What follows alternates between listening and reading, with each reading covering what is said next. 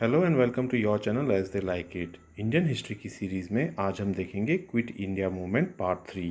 Part 1 और part 2 में हमने देखा कि कैसे क्विट इंडिया मूवमेंट को लॉन्च किया गया था और साथ ही हमने जाना कि क्या हुआ था इन phase 1 of the Quit India movement और कैसे phase 2 of the Quit India movement में अंडरग्राउंड एक्टिविटीज़ पूरे इंडिया में स्टार्ट हो गई थी। अगर आपने अभी तक वो लेक्चर्स नहीं देखे हैं तो इट इज़ रिक्वेस्टेड कि आप उनको देख लें ताकि ये टॉपिक आपको कंटिन्यूटी में समझ में आ सके।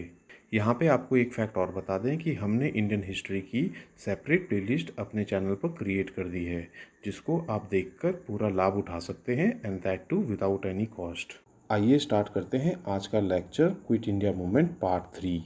इस लेक्चर में हम जानेंगे कि कैसे कंट्री के वेरियस पार्ट्स में पैरेलल गवर्नमेंट सेटअप हो गई थी।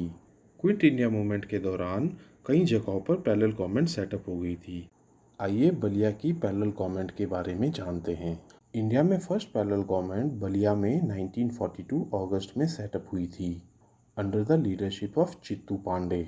इस पैरेलल गवर्नमेंट ने कलेक्टर को परसुएट किया था कि वो अपनी पावर्स इनको हैंड ओवर कर दें और रिलीज कर दें all the arrested Congress leaders. हालांकि ये बलिया की गवर्नमेंट एक हफ्ते से ज़्यादा नहीं टिक पाई, लेकिन इन्होंने कई कांग्रेस लीडर्स को इस दौरान रिलीज कर दिया था। नेक्स्ट पैरेलल गवर्नमेंट है जटिया सरकार, जो कि तामलुक एरिया में सेटअप की गई थी इन मिदनापुर इन 1942। जटिया सरकार को तामलुक एरिया में बंगाल के मिदनापुर डिस्ट्रिक्ट में दिसंबर 1942 को सेटअप किया गया था। तामलुक एरिया गांधी जी के कंस्ट्रक्टिव वर्क से जुड़ा हुआ था और इसने सिग्निफिकेंट प्रोग्रेस की थी under the previous mass struggles. Jatiya Sarkar दिसंबर 1942 से सितंबर 1944 तक रही। जटिया सरकार के इतने लंबे समय तक एक पैरेलल गवर्नमेंट सेटअप करने का कारण ये था कि ये सरकार एक बहुत ही रिमोट एरिया में सेटअप की गई थी। जटिया सरकार ने साइक्लोन रिलीफ, स्कूल ग्रांट्स और फॉर्मेशन ऑफ आर्म्ड विद्युत वाहिनी बनाने में बहुत बड़ी हेल्प की थी। जटिया सरकार ने आर्बिट्रेशन कोर्ट्स भी इस्टेब्लिश किए थे और अमीरों से सरप्लस अनाज को लेकर पुअर्स में बांटा भी था। नेक्स्ट पैरेलल गवर्नमेंट है प्रति सरकार ऑफ सतारा महाराष्ट्र। कंट्री की सबसे सक्सेसफुल और सबसे longest running parallel government setup हुई थी सतारा महाराष्ट्र में, जिसका नाम था प्रति सरकार। प्रति सरकार के मोस्ट पावरफुल लीडर थे नानी पाटिल।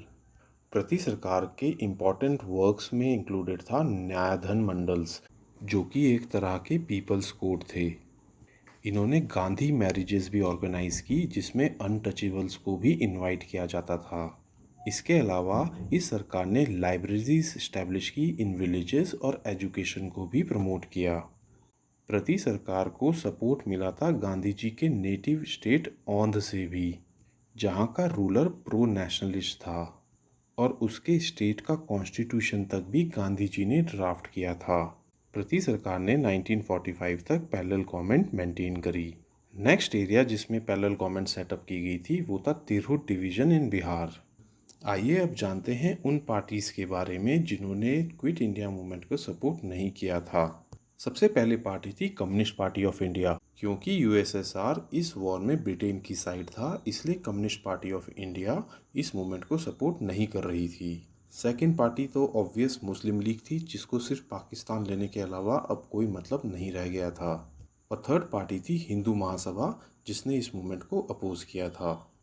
आइए अब एक इंटरेस्टिंग फैक्ट जानते हैं। क्विट इंडिया मूवमेंट में ब्रिटिश गवर्नमेंट के ऑफिशियल्स ने भी हेल्प प्रोवाइड की थी, पर्टिकुलरली वो गवर्नमेंट ऑफिशियल्स जो कि लोअर लेवल में थे इन पुलिस एंड एडमिनिस्ट्रेशन।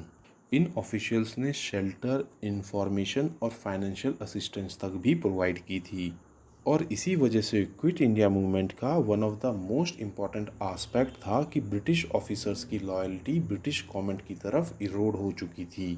आइए अब जानते हैं गांधी जी के फास्ट के बारे में, जो उन्होंने स्टार्ट किया था इन फरवरी 1943। गांधी जी ने 10 फरवरी 1943 को जेल में 21 डेज का फास्ट स्टार्ट किया था और इस फास्ट को करने का मेन रीज़न ये था कि ब्रिटिश गवर्नमेंट उनको प्रेशराइज कर रही थी कि वो लोगों की वायलेंस को कंडेम करें during the Quit India movement. Gandhi ji के इस फास्ट ने इस पूरे मूवमेंट में एक तरह से घी का काम किया। लोगों ने गांधी जी के फास्ट पर खुलकर सपोर्ट किया। बहुत जगह पर हार्टल्स, डेमोन्स्ट्रेशंस और स्ट्राइक्स ऑर्गेनाइज की गई। ब्रिटिश गवर्नमेंट के पास थाउजेंड्स ऑफ लेटर्स और टेलीग्राम्स पहुंचने लगे कि गांधी जी को रिलीज़ किया जाए। इंडियन न्यूज़पेपर्स के साथ साथ कई फॉरेन न्यूज़पेपर्स ने भी गांधी जी के रिलीज़ की डिमांड करी, जैसे Manchester Guardian, New Statesman, Nation, New Chronicle, Chicago Sun. और इसी वजह से पूरी दुनिया में ब्रिटिश सरकार की निंदा हो रही थी। गांधी जी की रिलीज़ के लिए वायसरॉय एग्जीक्यूटिव काउंसिल के 3 मेंबर्स ने रिज़ाइन कर दिया था। ये 3 मेंबर्स थे MS एनी, NR सरकार एंड HP मोदी। यहाँ पे ये फैक्ट इम्पॉर्टेंट है जानना कि ये तीनों मेंबर क्विट इंडिया मूवमेंट के सपोर्टर्स नहीं थे, लेकिन गांधी जी के फास्ट के चलते हुए उनकी बिगड़ती हुई हालत के लिए ये अपने आप को किसी भी तरह से जमींदार नहीं ठहराना चाहते थे। और अल्टीमेटली गांधी जी को मई 1944 को रिलीज़ किया गया। हालांकि quit India movement completely successful नहीं रहा, लेकिन इसने कंट्री को आज़ादी के लिए तैयार कर दिया था और सबको ये समझ में आ चुका था कि ब्रिटिश राज के दिन अब नंबर्ड हैं। तो दोस्तों, ये थी हमारी coverage regarding quit India movement.